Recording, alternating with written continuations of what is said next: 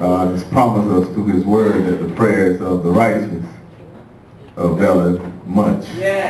Amen. Why don't we get on our feet and hold our word up like to him from which it has come, as we do each week, and repeat these words after me. Bread of heaven, bread of heaven, bread of heaven, bread of heaven. Feed me till I want no more. Till I want no more. Amen. Why don't we turn to the 11th chapter of Matthew, of the Gospel of Matthew. The 11th chapter of the Gospel of Matthew. Mentioned to deacon candidates and our soon-to-be ministers in the bite in the preparation of his word for the day. I knew in my spirit that there was going to be a fight against this word and an attack against this word from the enemy. And the attack shows up in different forms. Before I could even get out the house, I had 3 texts of people who said they wasn't coming to church.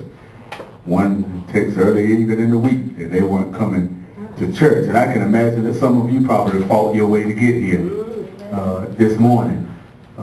And I believe that it's because that the enemy don't want you to hear this word.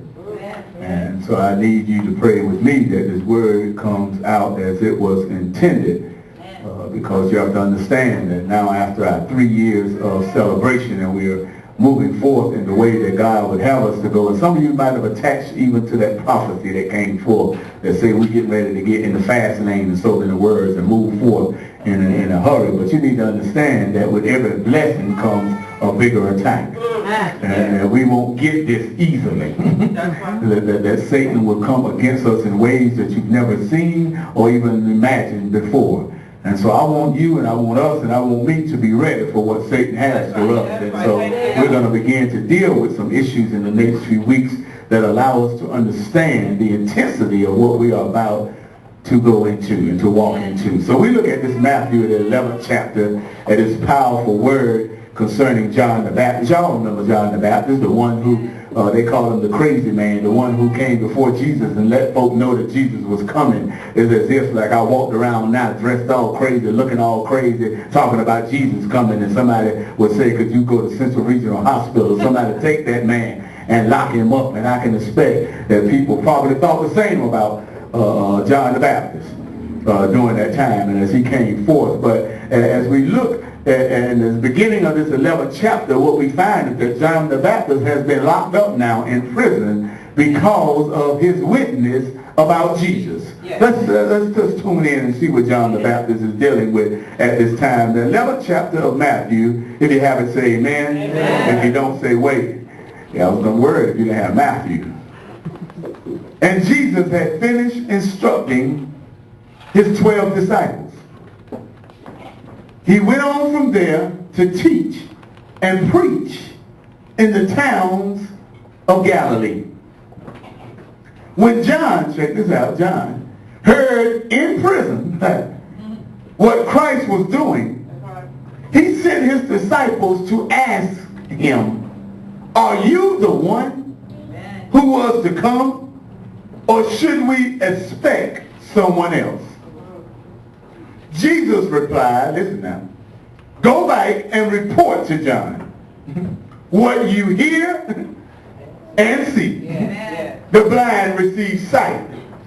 The lame walk. Yes, those who have leprosy are cured.